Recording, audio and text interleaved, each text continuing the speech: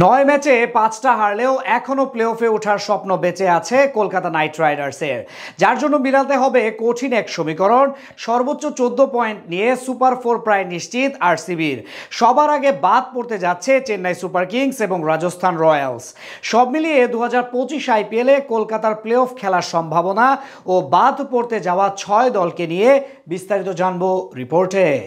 গতবারের চ্যাম্পিয়ন, এবারও বড় কিছু আশা ছিল কলকাতা নাইট রাইডার্সের কাছে। আন্দ্রে রাসেল, সুনীল নারিন ও মঈন আলীদের নিয়ে দারুণ একটা স্কোয়াডও গড়েছিল ফ্র্যাঞ্চাইজিটি, কিন্তু 2025 মৌসুমে তার কিঞ্চিত পরিমাণ মাত্র পূরণ করতে পেরেছে শাহরুখের দল। টানা ব্যর্থতায় হতাশ কেকেআর ভক্তরা, তবে এখনই শেষ হয়ে যায়নি তাদের সুপার ফোরের স্বপ্ন।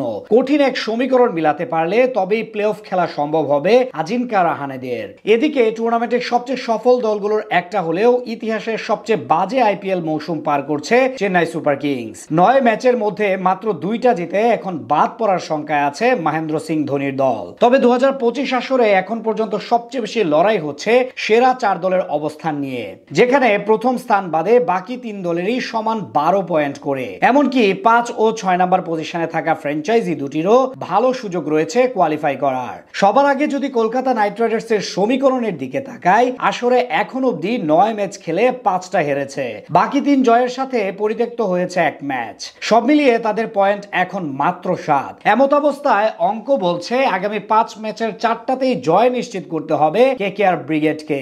যদিও সেই কাজ এবারের নাইট রাইডার্সের জন্য যথেষ্ট কঠিন হতে চলেছে। তাদের বাকি প্রতিপক্ষগুলো হলো যথাক্রমে Delhi Capitals, Rajasthan Royals, Chennai Super Kings, Sunrisers Hyderabad এবং সবশেষে রয়্যাল চ্যালেঞ্জার্স বেঙ্গালুরু, যারা কিনা ইতিমধ্যে প্লে অফ প্রায় নিশ্চিত করে ফেলেছে। এবারের সিজনে 10 ম্যাচ খেলে সর্বোচ্চ 60টিতে জয় পেয়েছে বিরাট কোহলিরা। যদিও 2-এ থাকা গুজরাট টাইটান্স আছে আরো ভালো পজিশনে। 2 নম্বরে থাকলেও 2 ম্যাচ কম খেলে তাদের অর্জন 12 পয়েন্ট। বাকি 6 ম্যাচ থেকে এখন 3টা জিততে পারলে সহজে চলে যাবে সুপার ফোরে। পয়েন্ট টেবিলের শীর্ষ 4-এ থাকা বাকি 2 দল হলো মুম্বাই ইন্ডিয়ান্স এবং দিল্লি ক্যাপিটালস। তাদের 2 দলের সমান 12 পয়েন্ট। 5 ও 6 নম্বরে আছে পাঞ্জাব কিংস এবং লখনৌ সুপার জায়ান্টস। তাদের পয়েন্ট যথাক্রমে 11 ও 10। সেখান থেকে কোয়ালিফাই করার সুযোগ বেশ ভালো করে আছে এই 2 দলের। এদিকে কলকাতার মতো খারাপ অবস্থানে আছে গতবারের runners up Sunrisers Hyderabad. 9 match থেকে তাদের পয়েন্ট মাত্র 6। শেষ পর্যন্ত বাদ পড়ার সংখ্যা বেশি এখন চেন্নাই, রাজস্থান ও হায়দ্রাবাদের। বাকিদের থেকে কলকাতা 1-এর অধিক ম্যাচ হারলেই ছিটকে যাবে। বাকি 6 দলের মাঝে এখন সবচেয়ে বেশি লড়াই হচ্ছে।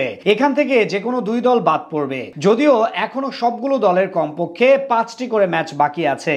এরপরই বোঝা যাবে চূড়ান্ত অবস্থান। টানা ব্যর্থতায় হতাশ কেকেআর ভক্তরা, তবে এখনই শেষ হয়ে যায়নি তাদের সুপার ফোরের স্বপ্ন। কঠিন এক সমীকরণ মিলাতে পারলে তবেই প্লে অফ খেলা সম্ভব হবে আজিঙ্কা রাহানেদের।